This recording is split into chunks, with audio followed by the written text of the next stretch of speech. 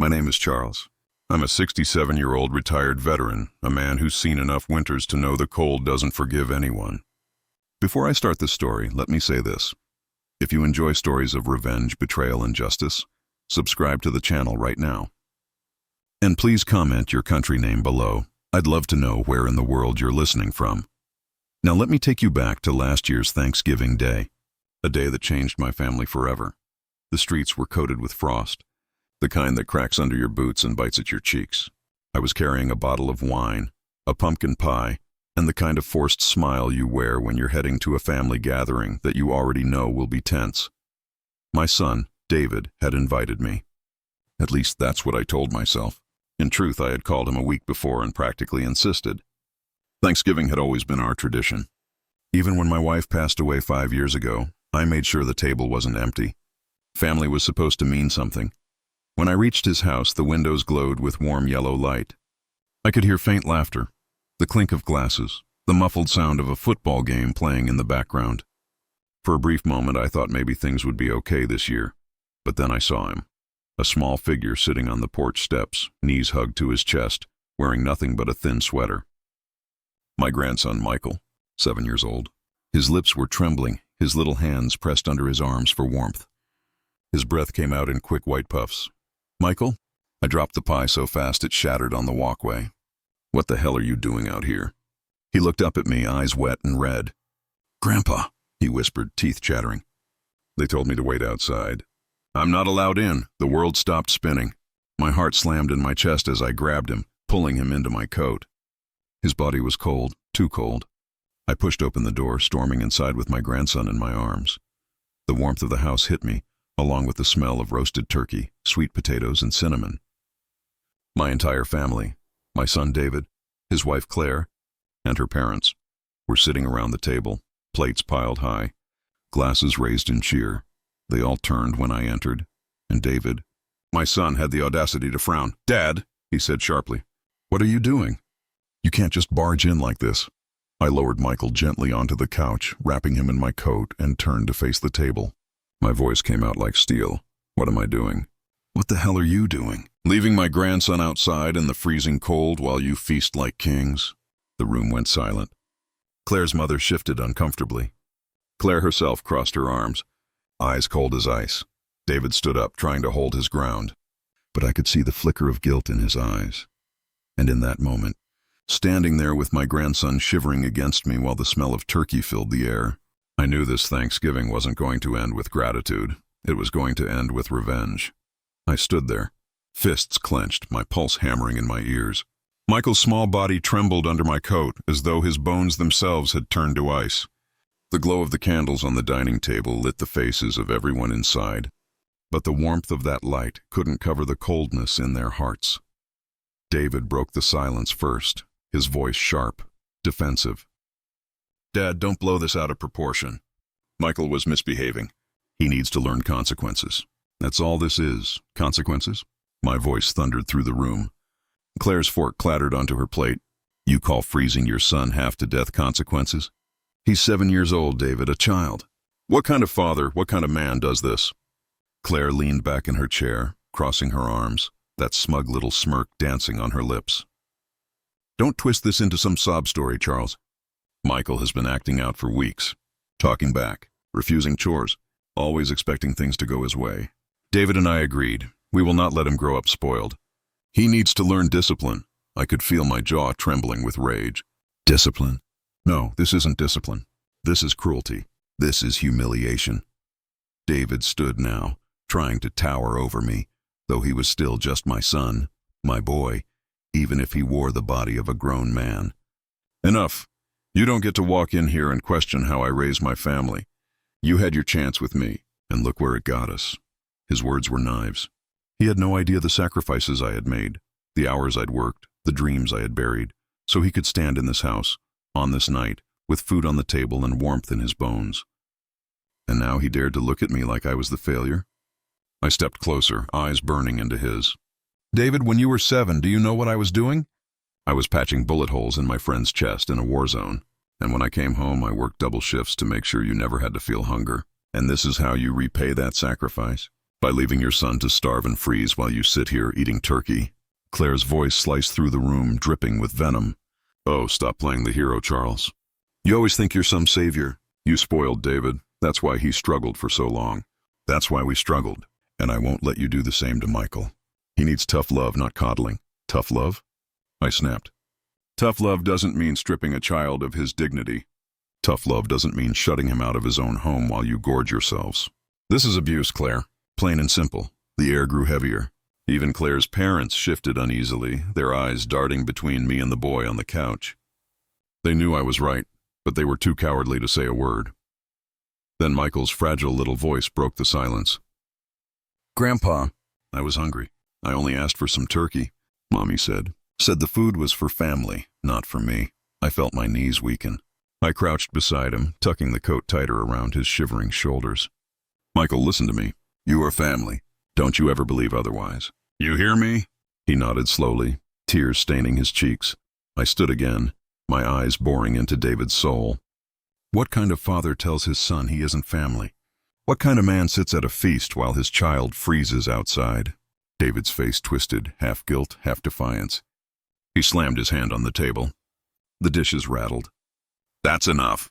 You don't live here, Dad. You don't get a say in how I run this household. Things are different now.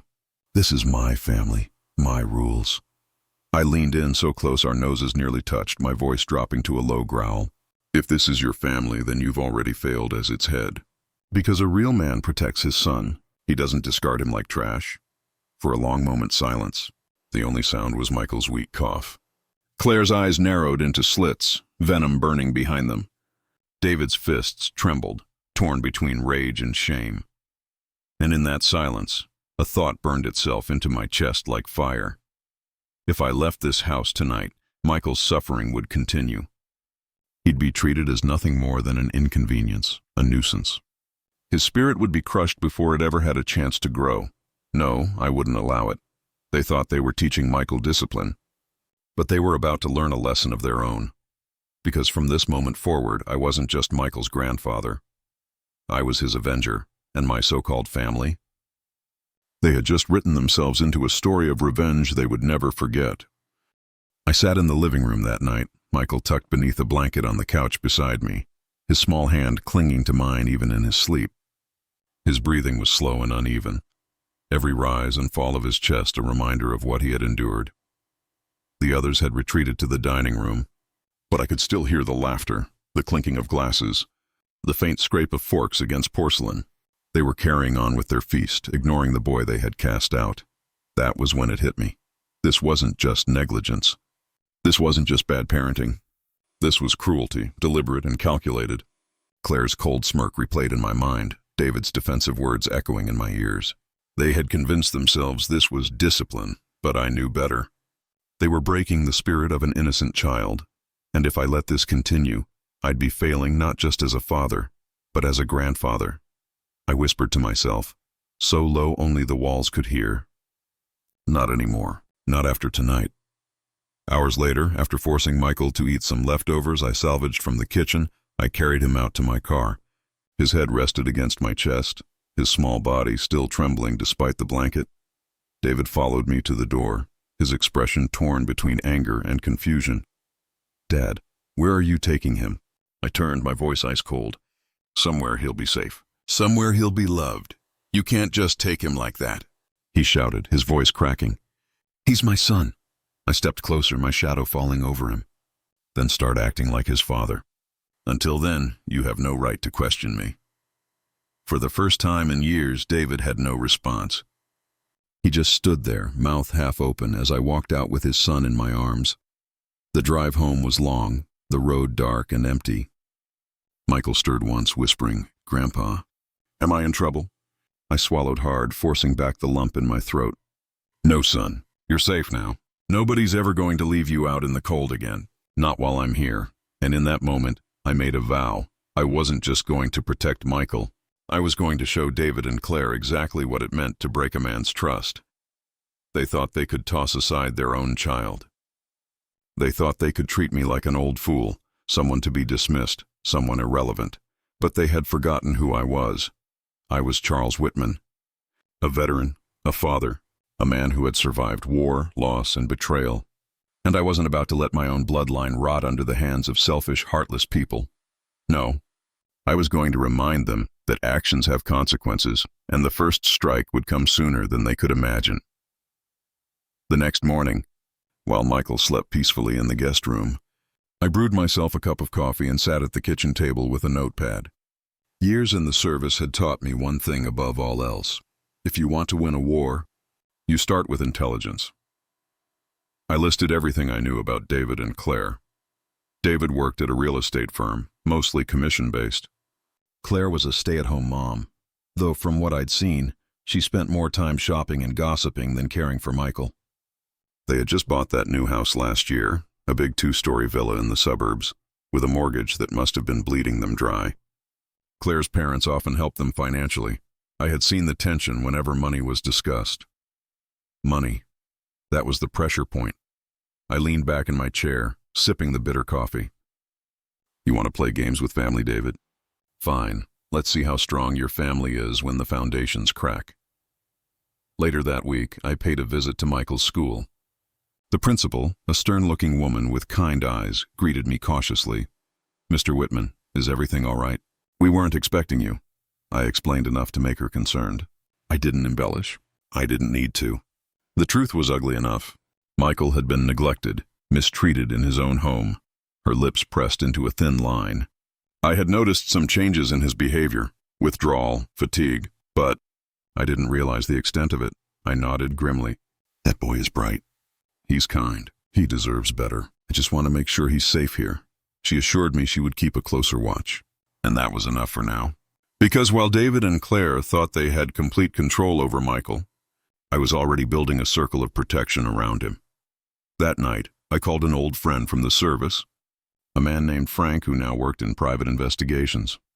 Charles, he greeted, his voice gruff but warm. Haven't heard from you in a while.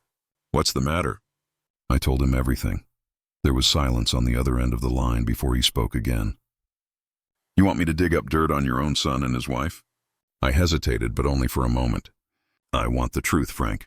Whatever's there, good or bad. If they're hiding something, I need to know. Frank sighed. All right, give me a couple weeks, 2 weeks. That's how long I'd have to wait for real ammunition. But revenge doesn't always wait. Sometimes you need to start the fire with whatever kindling you have. The Sunday after Thanksgiving, David called me. His voice was clipped, irritated. Dad, we need to talk. You can't just take Michael like that. Claire's furious, I chuckled bitterly. Good, let her be furious. Maybe she'll feel even a fraction of what Michael felt sitting outside in the cold. This isn't a joke, Dad, he snapped. You can't interfere like this. Interfere? I barked. Interfere is what you call it? No, David. What you're doing is abuse.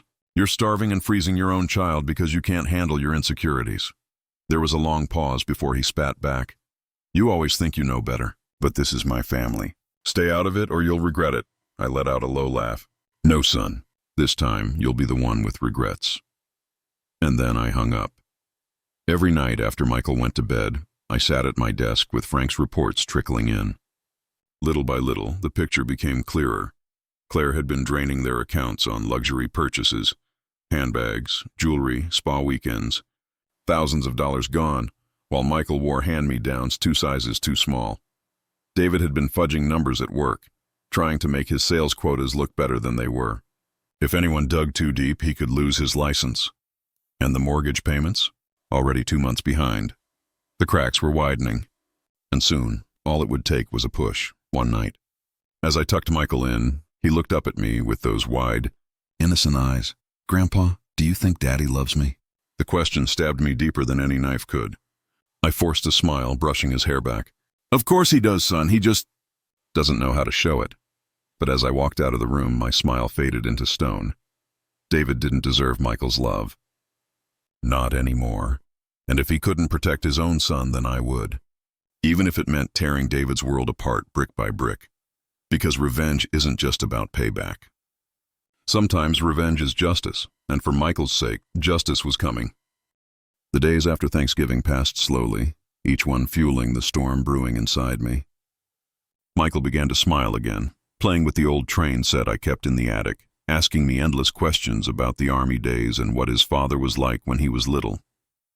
Every innocent word he spoke reminded me of what was at stake, and every smile he gave me hardened my resolve. David and Claire thought they could teach Michael discipline. They thought they could control him, break him. But the truth was, they were the ones about to learn a lesson in consequences. 2 weeks after Thanksgiving, Frank delivered the report. It was thicker than I expected, bound in a black folder with tabs marking each section. I flipped through page after page of damning evidence.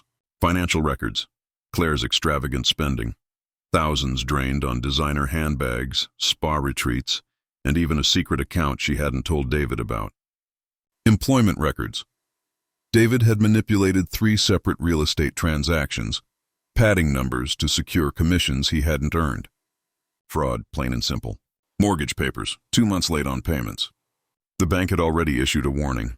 I closed the folder, my lips pressed tight. "This is it," I muttered. "This is the rope they've wrapped around their own necks."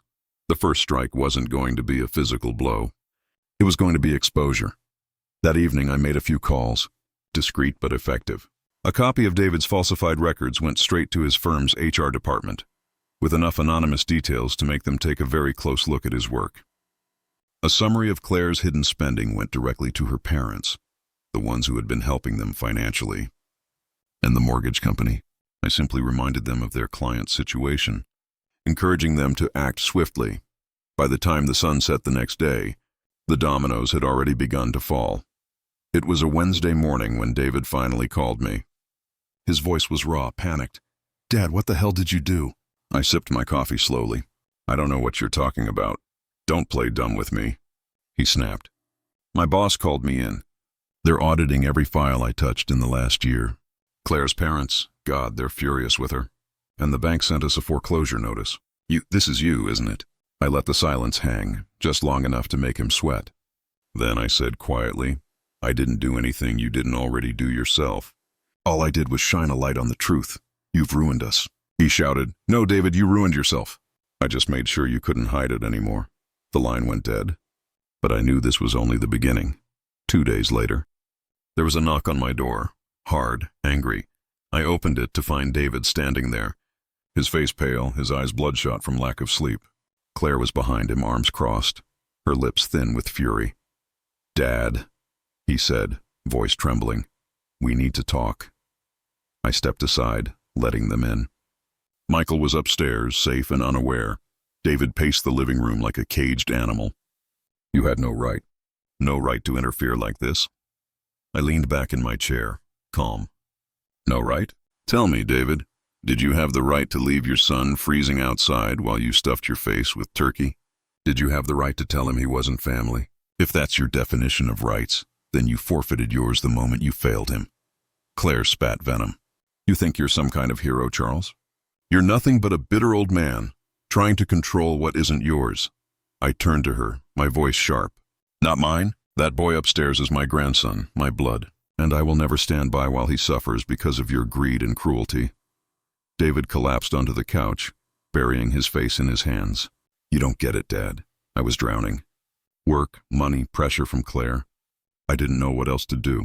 I stared at him, my voice like steel. "So you took it out on the one person who needed you most." "That's not an excuse, David. That's cowardice."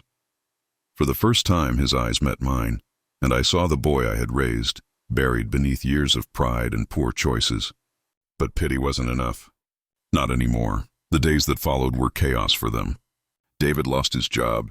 Claire's parents cut off financial support. The bank moved forward with foreclosure proceedings. Their perfect little world, the one they had flaunted with such arrogance, was crumbling brick by brick. And me? I made sure Michael never saw any of it. I kept him busy with school, with games, with stories about his grandmother. I shielded him from the storm, the way his own parents never had. But eventually, the storm found its way back to me. It was a cold Saturday night when David returned. Alone this time. His clothes were wrinkled, his face unshaven. He looked smaller somehow, like the weight of his choices had physically crushed him. "Dad," he whispered, standing on my porch. "I need help." I let him inside, studying him silently as he sat down at the table. "They're taking the house," he admitted, his voice hollow. "Claire, she blames me for everything. She's staying with her parents. And Michael," his voice cracked, I know I don't deserve him, but I don't want to lose him. I folded my hands, leaning forward. You already lost him the moment you left him in the cold. Do you even realize what you did to that boy? Tears welled in his eyes. He shook his head. I was stupid, angry, pressured. I thought if I was harder on him, he'd grow stronger. I didn't see what I was doing. For a long moment, I let the silence stretch between us. Then I spoke softly but firmly. David, you don't deserve forgiveness. Not yet. But if you're serious about being a father again, then you're going to have to rebuild from nothing. No shortcuts. No excuses. He nodded slowly, broken. Tell me what to do. Over the next few weeks, I put David through a test of his own making. He worked odd jobs, hauling lumber, cleaning gutters, whatever he could find. I watched as his hands, once soft from office work, grew calloused and raw. I saw the shame in his eyes when Michael, cautious but hopeful, asked him to play, and he had to admit he was too tired. But I also saw something else. Determination. Regret. A flicker of the man I once knew, struggling to claw his way back. I didn't make it easy for him. Every time he faltered, every time he looked for sympathy, I reminded him of that night, of the boy shivering outside while the family feasted. This is your burden, I told him. Carry it until your son believes in you again. Slowly, painfully, he began to change. Spring came, thawing the frost that had lingered in more than just the air. Michael laughed more freely now, running in the yard, chasing the dog with a stick. His cheeks were full, his eyes bright. And one evening, as the sun dipped low, David knelt in front of his son. Michael, he said softly, I was wrong. I hurt you. I made you feel unwanted. And I will spend the rest of my life proving that you are my son, my family, my everything. Can you forgive me? Michael looked at me, his small eyes searching mine. I gave him a nod. Slowly, cautiously, he wrapped his arms around his father's neck. Okay, Daddy. Tears streamed down David's face as he held his son. And for the first time in months, I let myself breathe. Revenge had been my fuel. It had driven me to tear down the false empire David and Claire had built, to expose every weakness, every lie. But in the ashes of that destruction, something new was born. David was no longer the arrogant man who had turned his back on his own child. He was humbled, broken, but rebuilding. And Michael? He would never again wonder if he was loved. Not while I still drew breath. That Thanksgiving would always be remembered, not for turkey or pie, but as the night a boy was saved, a man was broken, and a father was reborn. And me? I didn't just get revenge, I got justice for my grandson.